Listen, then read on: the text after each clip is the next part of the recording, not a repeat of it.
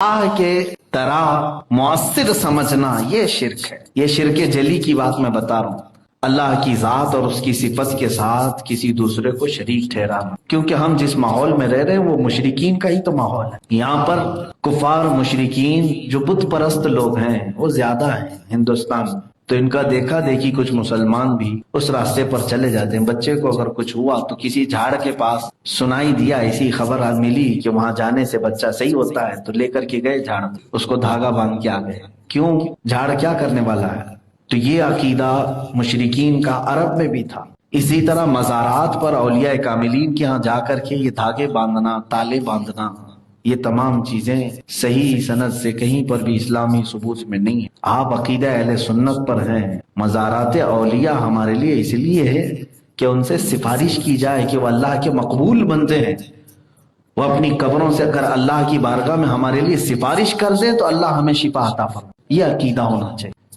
ہاں وہ مدد بھی کرتے ہیں، جو اللہ نے انہیں طاقت دیا ہے اس تصرف سے وہ مدد بھی کرتے ہیں، لیکن اللہ کے برابر نہیں. اللہ نے انہیں جتنی اجازت دی اتنی مدد کرتے ہیں، وہ چاہے انبیاء اکرام ہو، رسولان اعظام، سب کے متعلق یہ عقیدہ. یہ شرک کا ٹاپک اتنا اہم ہے کہ اس میں بہت سارے لوگ ہچکولے کھا جاتے ہیں. اور حدیث میں سناتا ہوں، حضور اکرم صلی اللہ علیہ وسلم فرماتے ہیں جس نے کسی کاہن کو اپنا ہاتھ دکھایا، جوتش کو، حضور فرماتے ہیں اس نے محمد کا انکار کر دیا، کفر کر دیا. فقط کفر بما انزل علی محمد صلی اللہ علیہ وسلم. جوتش کے پاس، باباؤں کے پاس جا کر کے ہاتھ دکھانا اور پھر وہ لکیریں دیکھ کر کے بابا تمہارا بھوش بتائے، جوتش تو اٹکل پچھو مارے گا کچھ نہ کچھ، ایک آدھ چیزیں تیر لگ جائے گی اور پھر کہو گے بابا پہنچے.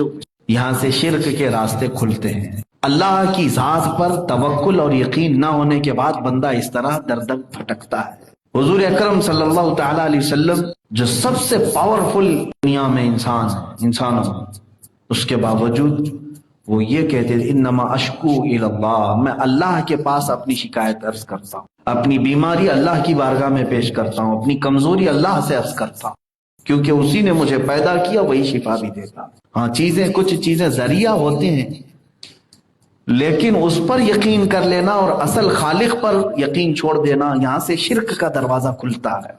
یہ کبیرہ گناہ جس لسٹ میں یہ پہلا نمبر ہے، اشراک باللہ، اللہ سے شرک کرنا.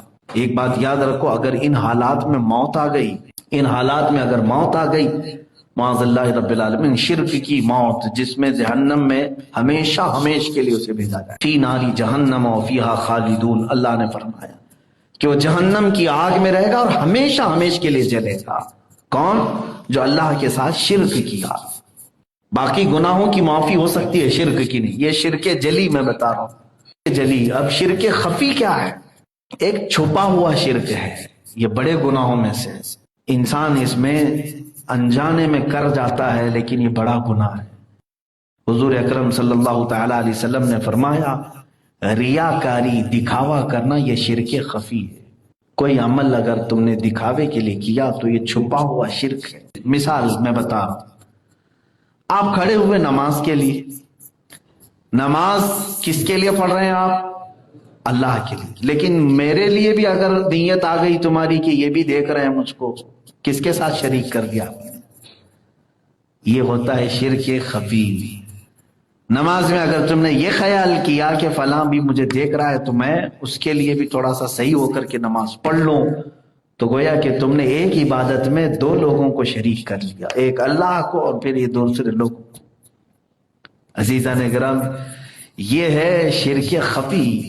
اس کے متعلق امام ذہبی رضی اللہ تعالیٰ عنہ نے بڑے عجیب واقعات بھی لکھے ہیں کہ جو کچھ بھی عمل تم نے دکھاوے کے لیے کیا تو ایسا ہی ہے. حدیث میں ہے ریاکاری کرنے والا دکھاوے کے لیے بہت سارے اعمال کر لے، وہ قرآن پہ قرآن ختم کر لے، رکعت پہ رکعت پڑھ لے، روزے پہ روزے رکھ لے، حج پہ حج کر لے، چاہے وہ شہسوار ہو اعمال کا، لیکن وہ جس وقت لے کر جائے گا اعمال پورے اس کے منہ پر مار دیے جائیں.